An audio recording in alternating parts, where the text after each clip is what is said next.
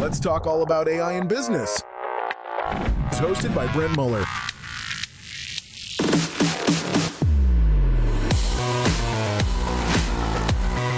Welcome to the Future Proof Podcast.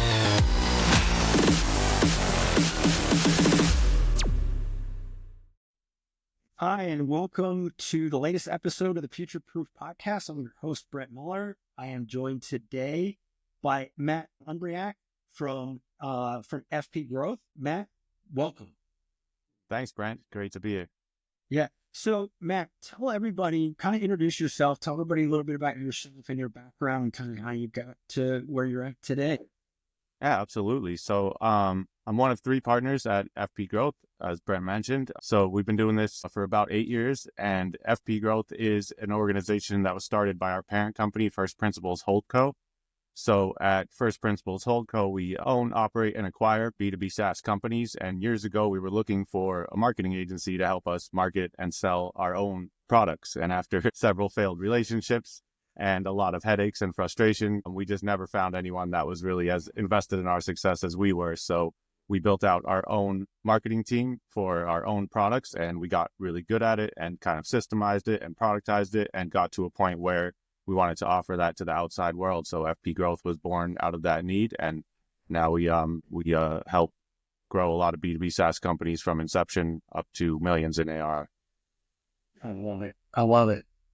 So tell us a little bit about, like, give us a couple client stories of how you do it. Just want to dig into a little bit about how you do it, right, on the growth side, because a lot of our founders struggle with this. So I think this would be really fun. Yeah.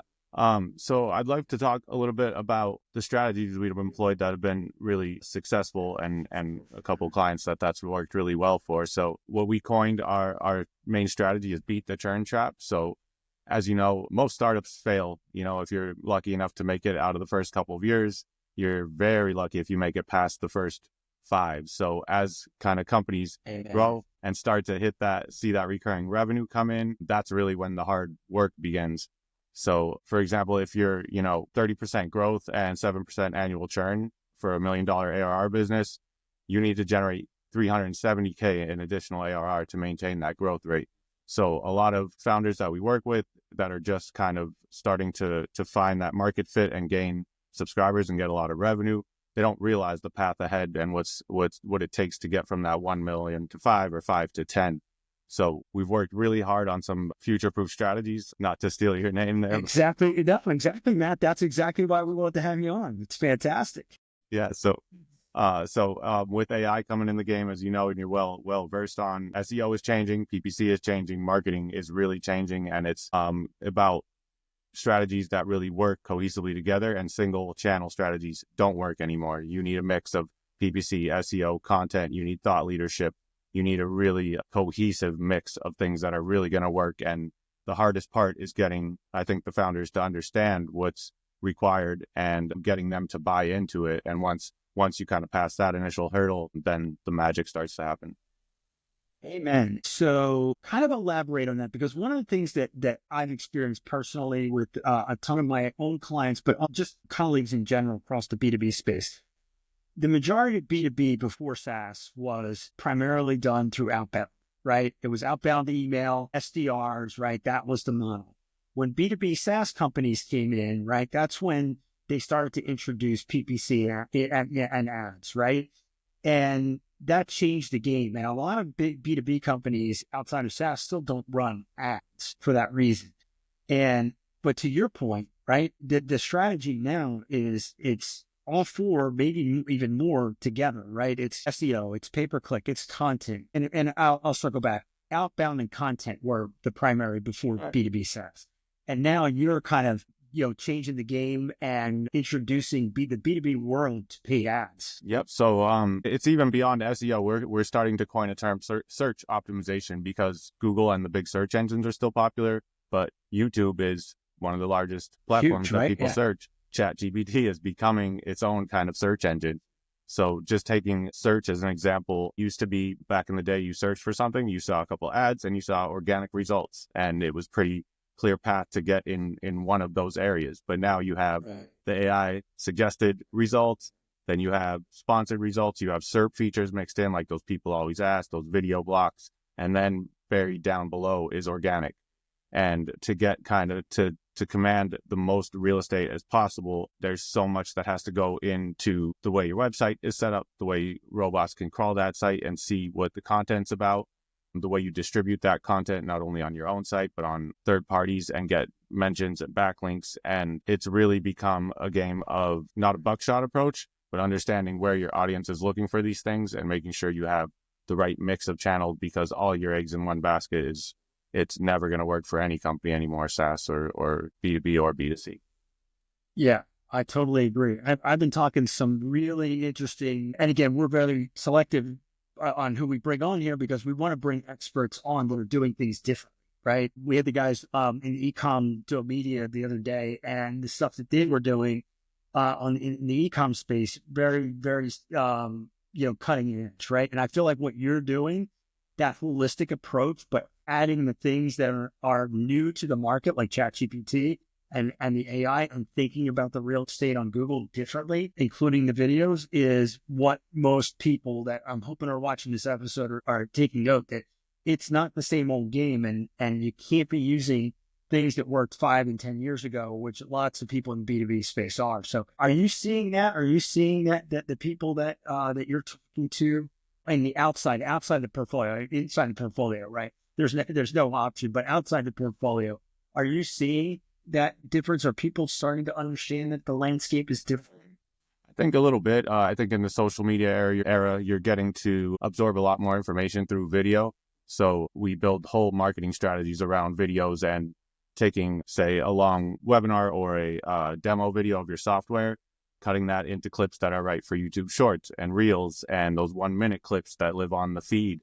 So video is becoming front and center for all businesses. And I think founders definitely in our clients in our portfolio, and I think around in the industry, are realizing that they have to kind of put their face out there. They have to invest a lot of time in video production and things that wouldn't have mattered to SaaS 5 or 10 years ago. And it's not, you can't just have a really cool website and try to get some users through PPC. You got to be on social. You got to be creating a lot of different content that's going to appeal to different channels and get your brand recognition out there and get your name and right to the front audience.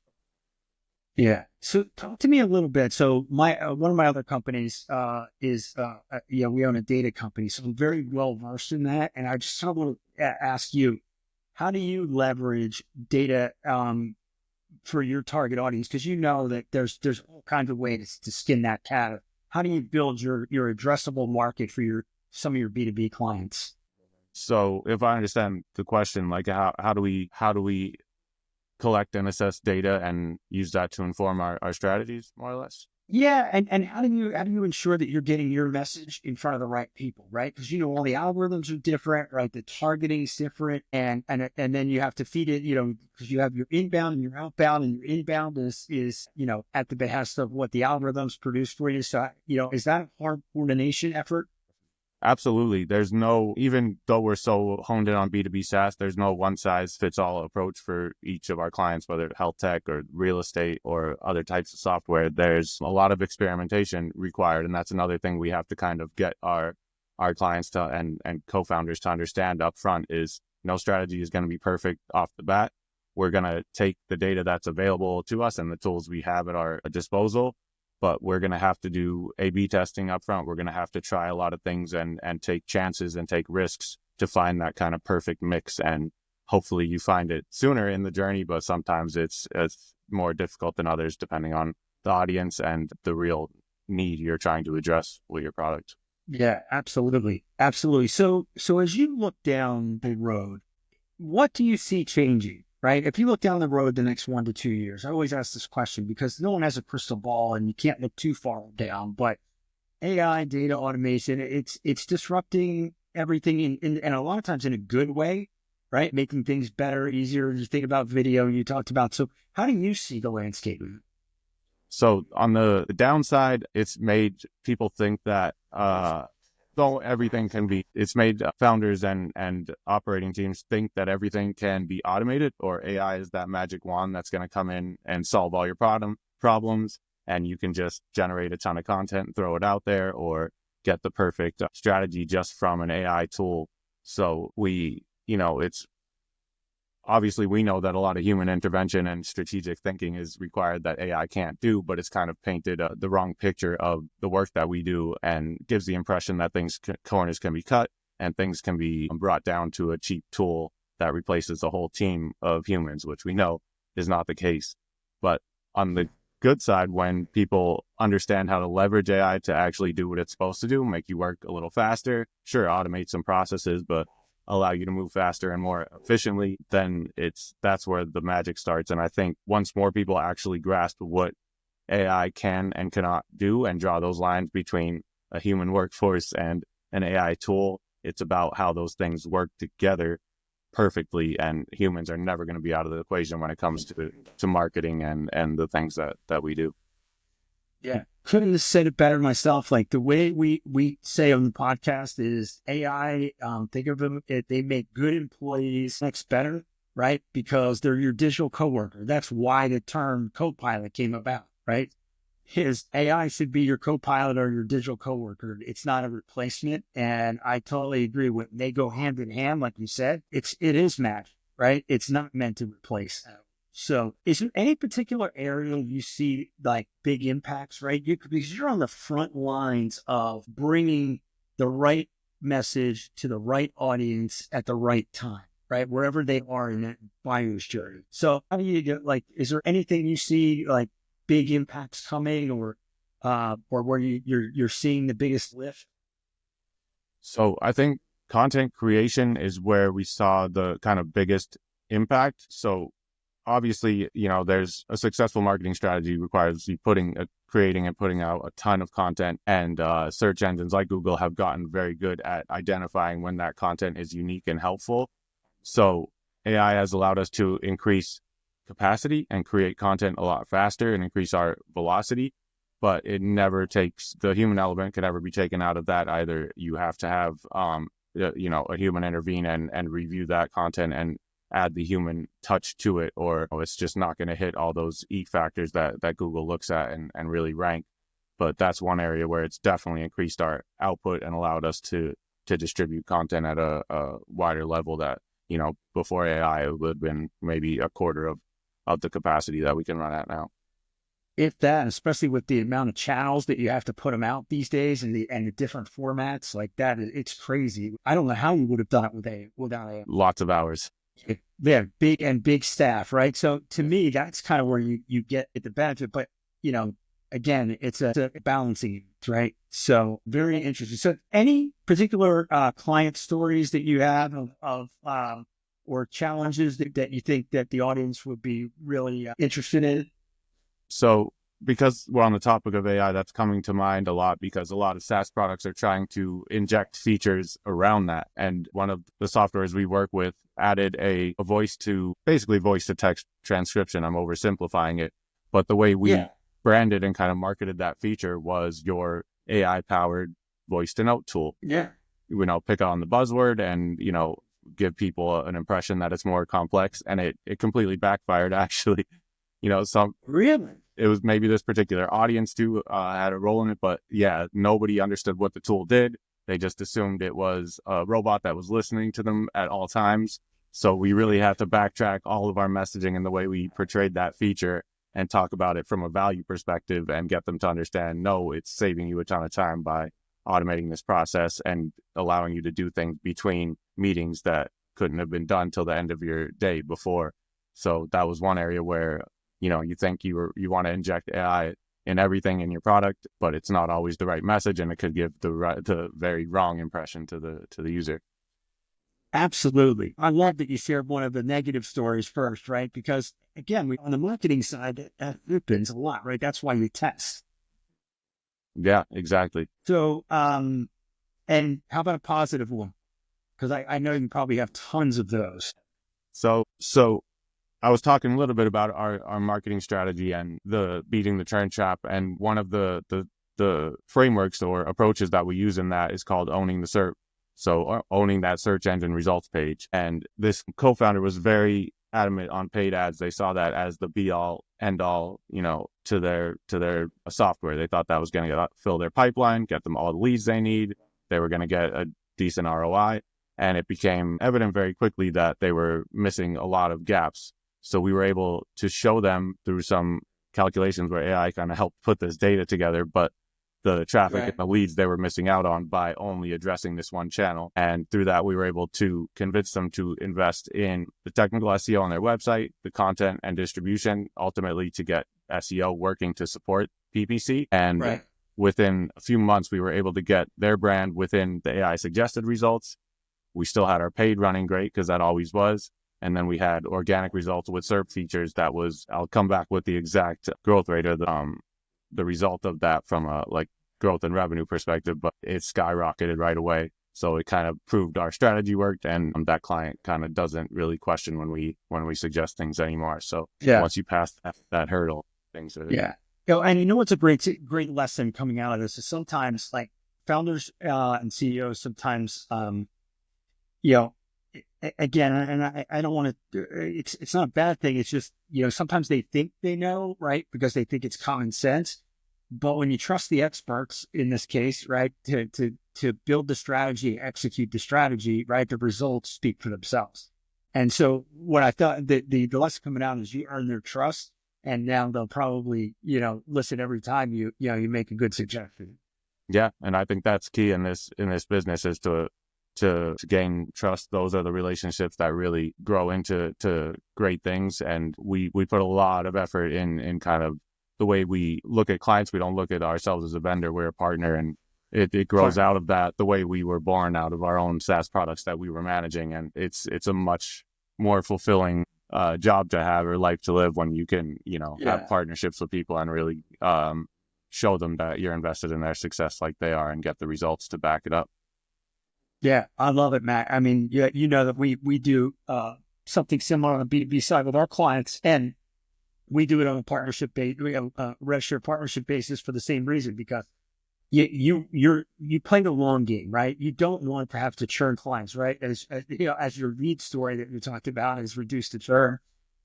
You want long-term relationships. So I love the way we live it too. It's you want long-term relationships so you can work at a deeper level and solve bigger problems with your clients. So like I said, I think your model's the future, and I think more people need to adopt it. And it's how, if you're an agency out there watching this you need to figure out how to become more of a partner and less of a vendor. And Matt, your team lives, which I think is fantastic.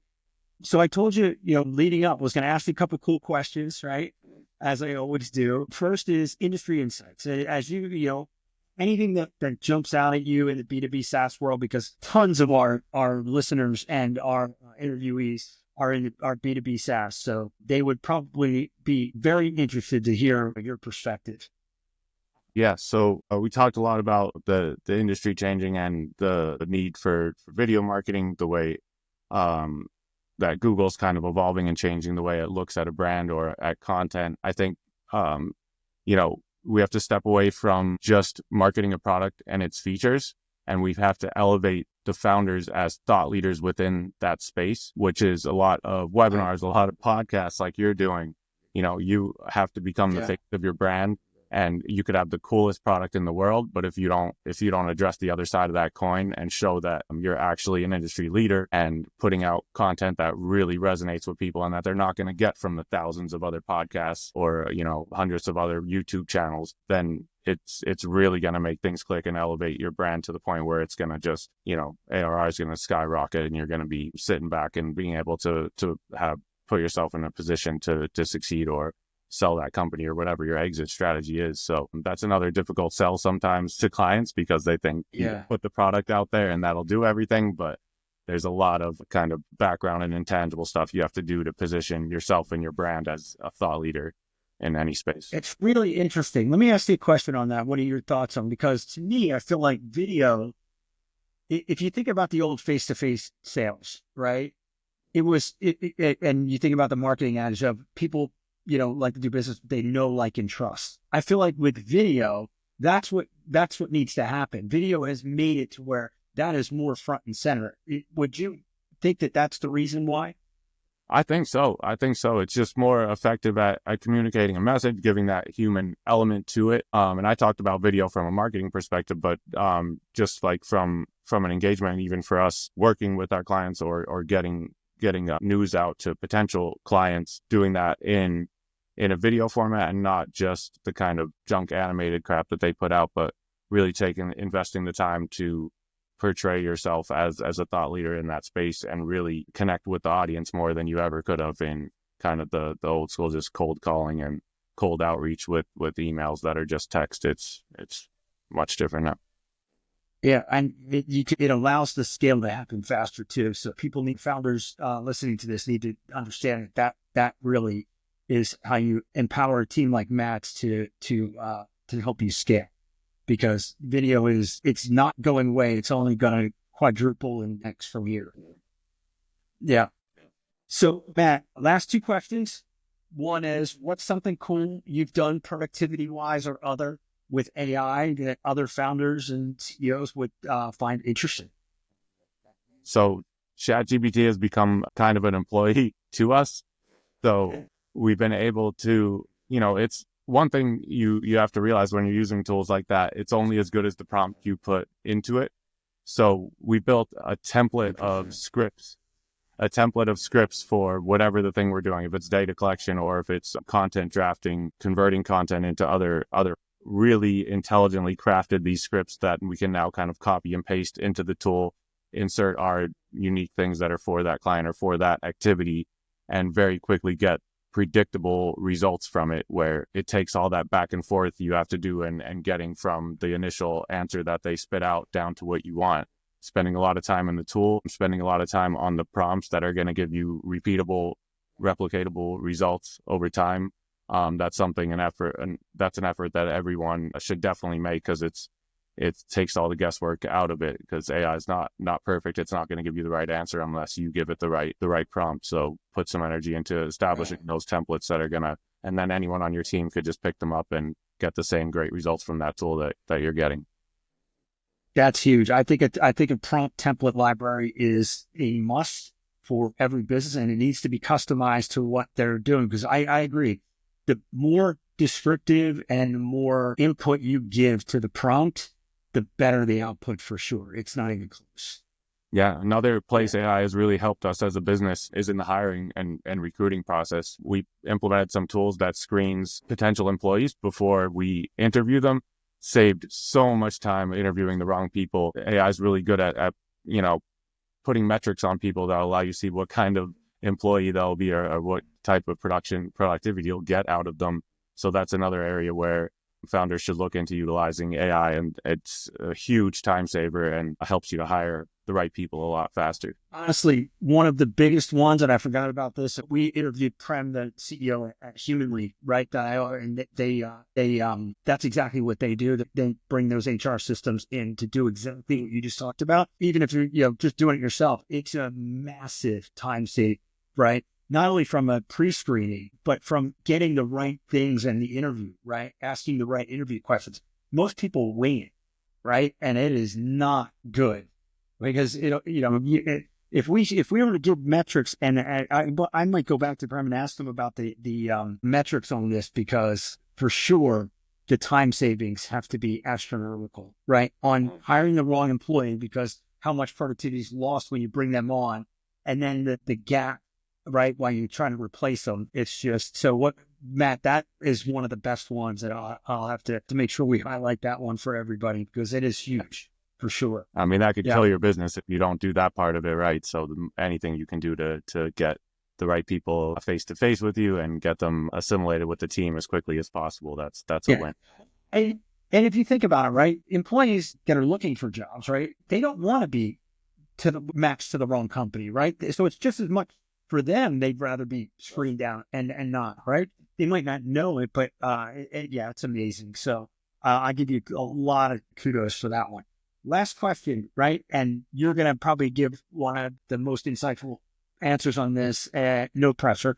But because you live it every day, most founders and CEOs, I ask this question: if I had given you a magic wand and you could, solve one thing to hit your meet or exceed your 12-month targets, right?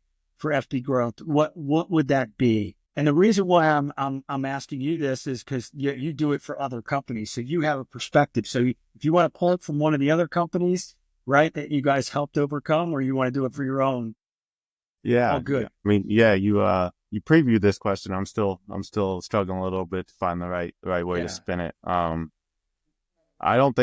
I think my answer is there is no magic wand. If I knew what that was, I think we'd be trying to reset or deploy it in some fashion. Yeah. Well, I think you are the magic wand for other companies, right? Because most people don't understand the strategy that you have, right?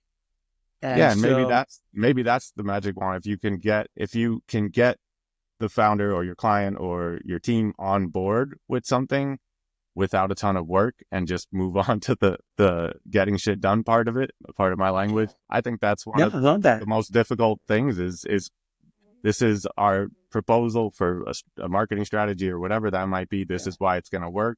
You get buy-in, great, but trying to bridge that gap, or, every client's different, every team is different. So trying to find the right language to put it in and bridge that gap. Sometimes you spend more hours there, more frustration there, and spin your wheels for a lot longer than you need to. So if I could just, the magic wand is helping me to communicate that right, or helping them hear it right, I think that would go a long way for a lot of people. 100%. Amen to all of that, right? I've experienced it with my own clients. I know that you've experienced it because you just told the story, and you probably have more. So, Matt, thank you. This has been really enlightening, and I love your perspective because you're in the trenches every day, helping B2B founders and CEOs, grow their company and their MRR, and it's kind of why we started the podcast. So the fact that I get to talk to someone like you that has a unique perspective across at least 8 plus all the outside companies that you're working with now is phenomenal. So thank you for spending the time with us today. So last thing I will say is, Matt, if everybody wants to talk to FP Growth, how do they get in touch with you? We'll put all the links below when we go live. Yeah, so you could always reach out to me directly, matt@fpgrowth.io. Our website was in the name, fpgrowth.io. We're on X, LinkedIn are the main social networks we work on, and I'll include my specific phone number for you to put out there. So anyone can reach out to me if they want to learn more about FP Growth, want to work with us as a partner, want to recommend a client to us. Absolutely. I mean, you guys are doing things the right way. You're doing it in the cutting edge way, the way it should be done today, by thinking about the things that go into a holistic growth strategy. And not many people that I talk to do, so I love it. Right? Fantastic. Thank you for spending the time with us. And can't wait to get this episode live. Thanks, Brent. It was a blast. So for everybody watching, this is the Brent Muller from Future Proof Podcast. Until the next episode, this is where AI and business intersect. And we hope you learned a lot today, and we'll get this thing up and running. Thanks, guys. If you're ready to embrace change and lead with innovation, be sure to subscribe and never miss an episode. Thanks for tuning in to the Future Proof Podcast.